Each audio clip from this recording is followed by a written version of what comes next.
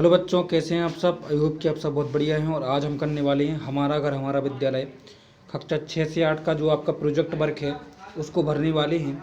और इससे पहले की वीडियो में मैंने कक्षा प्रोजेक्ट वर्क 1 से 5 तक करवा दिया है। इस वीडियो में मैं प्रोजेक्ट वर्क 5 से 10 तक सॉल्व करवाऊँगा, तो आराम से आप देखें और प्रोजेक्ट वर्क को भरते जाएँ। चलिए शुरू करते हैं। और एमपी बोर्ड कक्षा 3 से 3, 4, 5, 6, 7, 8, 9, 10, 11, 12 जितने भी एमपी बोर्ड की पुस्तक हैं उनका सॉल्यूशन भी अपनी चैनल पर अपलोड है। अगर आपने नहीं देखा जरूर देखें। तो अपने एमपी बोर्ड की चैनल है, प्लीज़ सब्सक्राइब। देखिए बच्चों, प्रोजेक्ट कार्य कक्षा 6 में आपको एक सौर मंडल का चित्र दिया गया है। आपको पता है सौर मंडल में टोटल अपने कितने ग्रह हैं? 8 ग्रह हैं, ठीक है। 9वां था जिसको सौर मंडल वो ग्रह की कैटेगरी से हटा दिया है, प्लूटो को। तो सूर्य है सबसे नज़दीक तारा जो बुध है, उसके बाद शुक्र, पृथ्वी, मंगल, बृहस्पति, शनि, यूरेनस और नेपच्यून। इसके बाद आपको ये जो है विस्तृत विवरण दिया गया है। इसके बाद ये क्वेश्चन आंसर दिए गए, उनको हम सॉल्व करते हैं। सबसे पहला क्वेश्चन आपको क्या दिया गया है, देखिए बच्चों, सौर मंडल में कुल कितने ग्रह हैं? तो ये सौर मंडल में जो है कुल 8 ग्रह हैं, ठीक है। आंसर है सौर मंडल का बृहस्पति ग्रह सबसे बड़ा ग्रह है। मतलब कौन सा ग्रह सबसे बड़ा ग्रह है? तो बृहस्पति ग्रह। सूर्य से तीसरे क्रम का कौन है? तो पृथ्वी जो है सूर्य से तीसरे क्रम पर स्थित है। बुध कितने दिन में सूर्य की परिक्रमा करता है? तो 88 डेज में, 88 दिनों में जो बुध है वो सूर्य की परिक्रमा आपका कर लेता है, ठीक है बच्चों। इसके बाद आपको क्या दिया गया अगला क्वेश्चन कि पृथ्वी को सूर्य की एक परिक्रमा पूर्ण करने में कितना दिन लगता है? तो 365 दिन जो है लगते हैं पृथ्वी को सूर्य की एक परिक्रमा पूर्ण करने में, ठीक है। किस ग्रह के चारों ओर वलयाकार आकृति होती है? तो शनि ग्रह के चारों ओर वलयाकार आकृति होती है। सूर्य से सबसे दूर ग्रह है वरुण ग्रह, ठीक है। और मंगल ग्रह अपनी अक्ष पर एक बार में कितने दिन में घूम जाता है? तो एक दिन में जो है वह अपनी अपनी अक्ष पर घूम जाता है, ठीक है।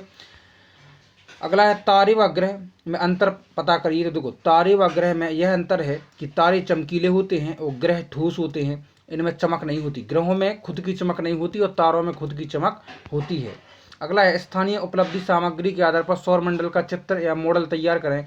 तो सौर मंडल का मॉडल आप बनाएं, मैंने तो ये चित्र बनाया है, ठीक है। आप सौर मंडल का मॉडल बनाएं, जैसे कोई बॉल को लेकर सबसे बड़ी बॉल, फिर उसके बाद उससे छोटी, फिर इसके बाद इस तरह से आप जो है नाम भी रख सकते हैं उनको बॉल के आधार पर। तो ये सब मॉडल तैयार करना है, ठीक है बच्चों। इस तरह से जो आपका प्रोजेक्ट का वर्क 6 हुआ वो कंप्लीट हुआ।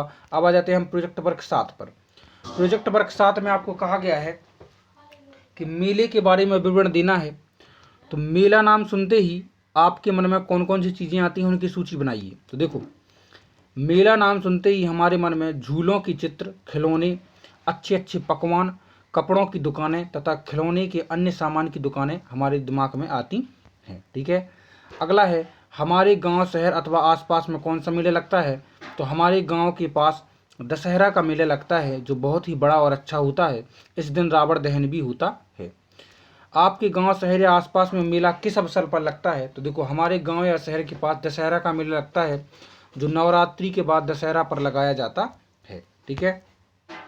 आप मेला देखने किसके साथ जाते हैं? तो हम मेला देखने अपने परिवार के साथ जाते हैं। और मेला देखते समय कौन कौन सी सावधानियां रखनी चाहिए? तो अपने बैग को हमेशा लॉक करके रखें। अगर आप वॉलेट, हैंडबैग लेकर बाहर निकल रही हैं तो अपने इन सामानों का ध्यान रखें, ठीक है। इस तरह से इनको कंप्लीट हो गया। अब हम चलते हैं अच्छा, इसमें एक और बचा है क्या? तो मेला देखे हुए, अगर आपने मेला देखा है तो उसका आपको चित्र बनाना है। तो बच्चों, इस चित्र में आप तरह तरह के खिलौने की दुकानें या फिर मेले का चित्र किसी भी तरह से आप इसको ऊपर बना सकते हैं, ठीक है। अब क्या है आपका, देखे हुए मेले के आधार पर वहाँ लिखने मिलने वाली वस्तुओं की सूची तैयार कीजिए। तो देखो बच्चों, मेला जो हमने देखा तो उसके आधार पर पानी पूरी, कुल्फ़ी, समोसा, जलेबी और आलू टिक्की, ये मैंने भर दिया है। आप इसके हिसाब से खिलौने, कपड़े, बैग, है ना, गुलदस्ते या कुछ और भी भर सकते हैं, ठीक है। खिलौने की सूची, घोड़ा गाड़ी, गुड़िया, अच्छा खाने की वस्तुएं, तो ये खाने की वस्तुएं हो गई। खिलौनों की सूची, घोड़ा गाड़ी, गुड़िया, मोटर गाड़ी, छोटे छोटे धनुष बाण और रेलगाड़ी चाबी वाली, ठीक है। अब क्या है, अन्य सामान जो मेले में मिलते हैं, तो बर्तन, सोना चांदी के सामान, मिट्टी के सामान, किराना और कपड़े। इस तरह से आप इसको सॉल्व कर सकते हैं। अब हम चलते हैं प्रोजेक्ट वर्क 8 पर। प्रोजेक्ट वर्क 8 में आपको क्या दिया गया, देखिए बच्चों, प्रोजेक्ट वर्क 8 आपको क्लियर दिख रहा होगा आई होप। तो विद्यार्थी अपने घर या आसपास के परिवेश से कम 9 वर्गाकार या आयताकार वस्तुओं का अवलोकन कर उसको चित्रित करें। वर्गाकार मतलब जिसकी चारों भुजाएं बराबर हों, आयताकार मतलब जिसकी आमने सामने की कम से कम भुजाएं कैसी हों, बराबर हों। ठीक है, तो चयनित वस्तुओं की लंबाई और चौड़ाई सेंटीमीटर में मापकर उसका परिमाप और क्षेत्रफल ज्ञात करना है। तो देखो बच्चों, वर्ग का परिमाप जो है आपको पता होगा, वर्ग जो है जिसकी चारों भुजाएं बराबर होती हैं, तो वर्ग का परिमाप हो चाहे आयत का परिमाप हो, जिसकी आमने सामने की भुजाएं बराबर होती हैं, तो उसका परिमाप हमेशा सबका है। कोई भी आकृति हो, चाहे वो त्रिभुज हो, कोई भी हो, सबका परिमाप एक ही तरीके से निकाला जा सकता है कि सभी भुजाओं का जोड़। इसका फॉर्मूला भी है, इसका फॉर्मूला है 4a। e मतलब हो जाएगी भुजा, इसका है 2 इंटू लंबाई प्लस चौड़ाई। ठीक है, एल प्लस बी।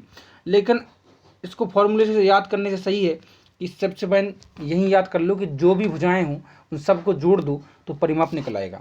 अब बस एक चीज़ और है कि इनका जो है क्षेत्रफल है, तो वर्ग का क्षेत्रफल होता है बच्चों, वर्ग का क्षेत्रफल होता है आपका ए स्क्वायर, मतलब अगर भुजा है तो उसका स्क्वायर कर दीजिए 2 बार गुणा।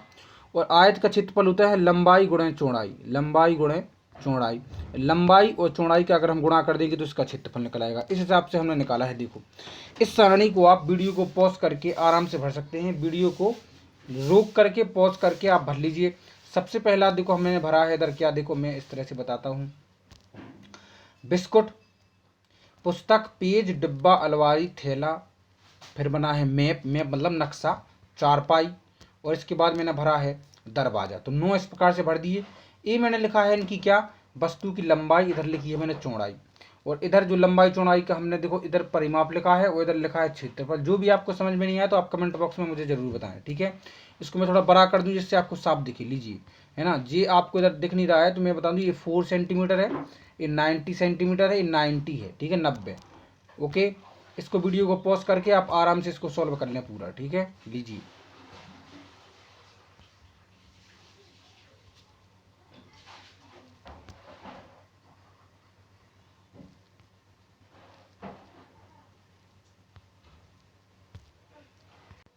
इसके बाद बच्चों आपको दिए गए हैं कि इनके जो है आपको किस वस्तु का क्षेत्रफल सबसे अधिक है।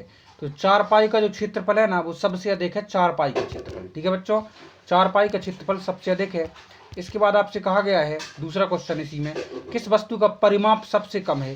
तो जो मैप है ना, जो आपका नक्शा, इसका परिमाप सबसे कम है। अगला है सबसे अधिक क्षेत्रफल और सबसे कम क्षेत्रफल वाली वस्तुओं की में कितना अंतर है। तो सबसे अधिक क्षेत्रफल है, सबसे कम क्षेत्रफल मैप का है। इसके क्षेत्रफल में मैंने माइनस कर दिया तो 13,486 जो है आपका आंसर आ गया। ऐसी वस्तुओं के नाम लिखें जिनकी लंबाई चौड़ाई बराबर है। तो पेज और पुस्तक की जो लंबाई चौड़ाई है वो आपकी बराबर है। ठीक है बच्चों, अब हम चलते हैं एक्सरसाइज 9 पर। तो एक्सरसाइज 9 में आपसे कहा गया है, here is a list of do and don'ts, arrange them in 2 columns given below accordingly. तो भैया जो है आपको 10 वाक्य दिए गए हैं, आपको ये बताना है कि इनमें से क्या करना चाहिए और क्या नहीं करना चाहिए। तो इन्हीं 10 वाक्यों को मैंने नीचे जो टेबल में भरा हुआ है, आप भी इस टेबल में आराम से इसको भर लें। ठीक है, इधर भरना है हमको डज, उधर डोंट्स, मतलब इसमें कि आप कर सकते हैं और इधर नहीं कर सकते हैं। तो देखिए कर क्या सकते हैं वो देख लीजिए। Brush your teeth twice a day, मतलब एक दिन में 2 बार ब्रश करें। बाइट नेल्स, और नाखूनों को ना चबाएं। ठीक है, टेक बाथ एवरीडे, रोज नहाएं। Wash your hand before the eat meals, खाना खाने की पहले आप अपना हाथ धोएं। Have cut nails and hair, और हमें अपने नाखूनों और बालों को काट के रखना चाहिए। क्लीन रूम्स एवरीडे, और प्रतिदिन जो है कमर को साफ करना चाहिए, कमरों को। Put your finger in drinking water, पानी में उंगली डाले रहना चाहिए, ये गलत बात है। थ्रू वॉश पेपर एनीवेयर, कभी कहीं भी जो है अपना जो अपने पेपर वगैरह वो फेंक देना चाहिए, गलत बात है। स्पिट हेयर एंड देयर, थूकना चाहिए यहाँ वहाँ, ये भी गलत बात है। और keep food and water uncovered, और खाना और पानी को ढका हुआ नहीं रखना चाहिए, ये भी गलत बात है। ठीक है, तो इस तरह से आपका ये कंप्लीट होता है। और दूसरा क्वेश्चन है आपका, देखिए इसी में 9 में, किन्हीं 4 महापुरुषों के चित्र चिपकाएं और प्रत्येक के बारे में लिखें। तो बच्चों इधर आप महापुरुष जैसे महात्मा गांधी, सुभाष चंद्र बोस, ठीक है, और इधर आप झांसी की रानी लक्ष्मीबाई, और कोई भी जैसे सरदार वल्लभ भाई पटेल या किसी किन्हीं की भी आप जो है जो फोटो है वो चिपका सकते हैं, और उनका नाम लिख सकते हैं, उनका जन्म या फिर उनका जो है जन्म की जगह लिख सकते हैं कि उनका जन्म कहाँ हुआ। इस तरह से आप इसको कंप्लीट कर सकते हैं। अब हम चलते हैं लास्ट बट नॉट लीस्ट किस पर, 10वीं पर। प्रोजेक्ट कार्य 10वां जो है बच्चों, उसमें आपको है कि कृषि पर आधारित प्रोजेक्ट कार्य। देखो ग्रीष्म काल में कौन कौन से अनाजों का उत्पादन होता है? तो ग्रीष्म काल में इन अनाजों का उत्पादन होता है, देखो मसूर, सरसों, आलू, चना, जुआर। ज्वार है इधर एक्चुअली में, ठीक है, ज्वार। अगला है कि इन फसलों के उत्पादन हेतु भूमि की जुताई के लिए किन किन यंत्रों का उपयोग किया जाता है? तो यंत्र किन किन जुताई के लिए है ना? तो देखो हल का उपयोग किया जाता है, ठीक है, हार्वेस्टर का भी उपयोग किया जाता है, हार्वेस्टर, ठीक है। और जो क्या है तो जो मैंने बच्चों से भरवाए हैं तो उनको थोड़ा इधर कर दिया, लेकिन आप भी इनको लिख सकते हैं। कुदाली भी है, फावड़ा भी है, खुरपी भी है, तो सबका हमें को जो है यूज होता है, याद रखना, ठीक है। अब अगला है अच्छे बीजों का चयन किस प्रकार किया जाता है? तो देखो इसका आंसर है विश्वसनीय बीजों को प्रमाणित बीज स्टॉक या एग्रोवेट की दुकानों से खरीदा जाता है ना। देखो विश्वसनीय बीजों को प्रमाणित बीज स्टॉक, स्टॉक जी इस तरह से लिखा है स्टॉक, ठीक है, स्टॉक या एग्रोवेट दुकानों से खरीदा जाता है विश्वसनीय ब्रांड को, बीजों को। अगला है फसलों की सिंचाई हेतु किन किन जल स्रोतों एवं संयंत्रों का उपयोग किया जाता है? नाम न लिखिए। तो देखो कुआं, ट्यूबवेल, तालाब और नदी, पंप भी लिख सकते हैं, जो जो आपके दिमाग में आए वो सब लिख सकते हैं सिंचाई के लिए, ठीक है। अगला है आपका, देखिए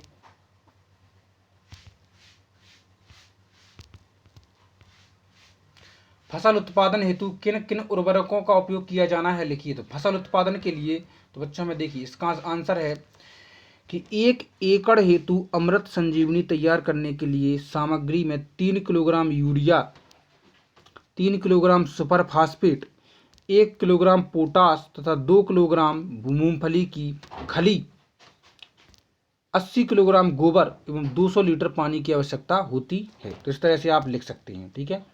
अगला है फसलों को कीट पतंगों से बचाव हेतु किन किन कीटनाशकों का उपयोग किया जाता है? तो देखो नीम एक प्राकृतिक पेस्टिसाइड है जिसमें